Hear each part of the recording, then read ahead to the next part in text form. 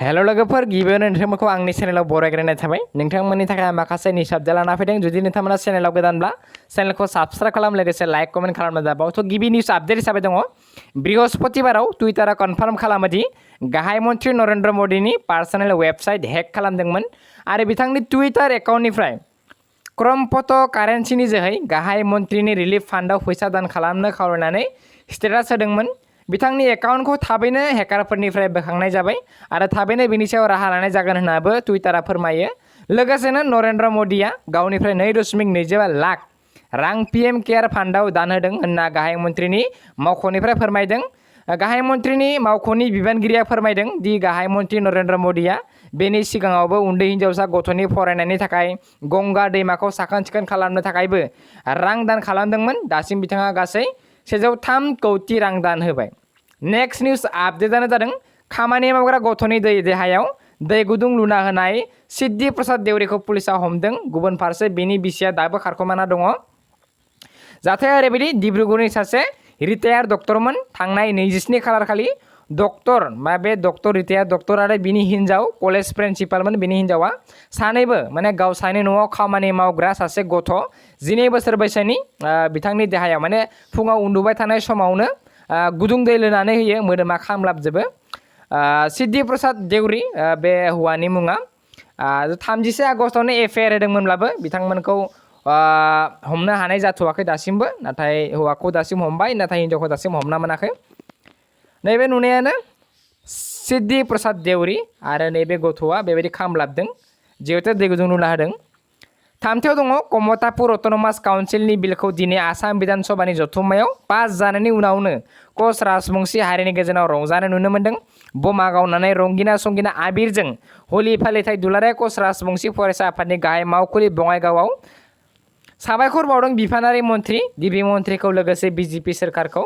आक्रासुनि मिरु आफादगिरि अरुण रायआ खौरांगिरिफोरनि सिगाङाव बुंथियो दि काउन्सिल दाफुंनायनि उनाव एसटि खालामनाय आरो आलादा रायजोनि दाबिया जाबाय थागोन। लोगोसेनो आसामनि WPTS-BC बिफाननि मन्थ्रि चन्दन ब्रह्मखौ बरायनाय जायो। नैबे सावगारि नुदों, चन्दन ब्रह्मखौ बरायदों। ब्रैथियाव दङ बाक्सा जिल्लानि निकासि ए ब्लक लक्ष्मीपुर गामियाव नखरनि अत्याचाराव बिहामजोनि जिउ खहा जायो। जाथायखौ मिथिनानै निकासि आउटपस्टनि पुलिस बिफाना जाथायसालियाव थांनानै फिसाय सन्तोष रामसियारिखौ ग्रेप्टार खालामो। बाक्सा जिल्लानि निकासि ओनसोलावनो बिहामजोनि जिउ खहा जानाय जाथायखौ लानानै सोमोनांथावखौ नुनो मोन्दों। थ' जाथाया ओरैबायदि, बाक्सा जिल्लानि सिङाव थानाय निकासि ब्लक लक्ष्मीपुर गामियाव सन्तोष रामसियारिया 25 बोसोर बैसोनि, बिनि बिसि भानुमति रामसियारि 22 बोसोर बैसोनि सायाव बाथ्रायावनो अत्याचार बुग्लुं बुसि खालामबोबाय थायोमोन सिगांनिफ्रायनो। मैयानि समावबो बे एखे बेबादिनो सिगांनि बादिनो बुग्लुं बुसि खालामदोंमोन। हौवानि अत्याचार खालामनायखौ सहायनो हायैलाय न'निफ्राय थांनानै साखाथियाव थानाय दुब्लियाव उन्दुबाय थादोंमोन, माने उन्दुबाय दंमोन बिसिया।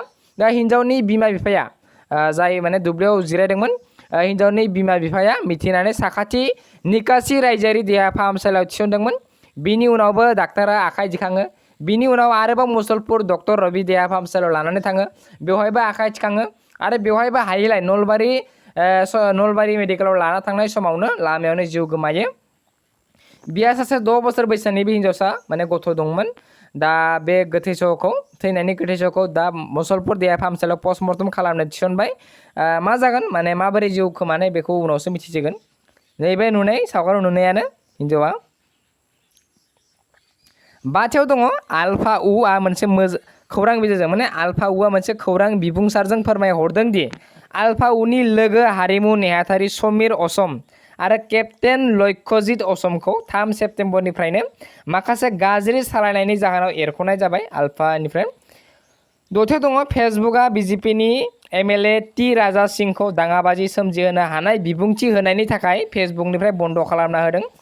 बिथांखौ फेसबुकनि हेड एन्ड भायलेसन आयेन बायदियै फेसबुकनिफ्राय बन्द' खालामदों।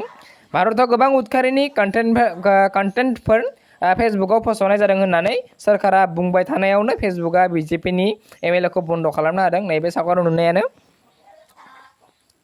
7 दङ करिमगन्जआव हौवाया गावनि असे फिसा माने हौवासा नांगौमोन हिन्जावसा जोनोम मोननायलाय बे हिन्जावसा गथ'खौ बुथारनानै जोनोमनि उनावनो बुथारनानै फबनानै दोनो फोथाराव। उनाव नाथाय हिन्जावा सालमा बेगमा पुलिसनो FIR होयो उनाव पुलिसफोरा जावनानै दिहुनो बे गथ'खौ दा बे हौवाखौ हमबाय दाइनथा दङ जम्मु एन्ड काश्मीराव गोदान अफिसियेल लेंगुवेज मोनसिगोन मैया मोनसे बिल पास जाबाय इउनियन केबिनेटआव सिगां उर्दु आरो इंलिसमोन दा नाथाय बेखौ बारायनानै उर्दु इंलिस काश्मीर आरो डगरी हिन्दी गासै मोनबा जासिगोन अफिसियेल लेंगुवेजआ दा बिथांमोना बे मोनबा रावखौ बाहायनो हासिगोन अफिसियेल लेंगुवेज हिसाबै थ' दिनैनि भिडिअ एसेनोसै जुदि भिडिअखौ मोजां मोनो लाइक कमेन्ट खालामदो एसेनोसै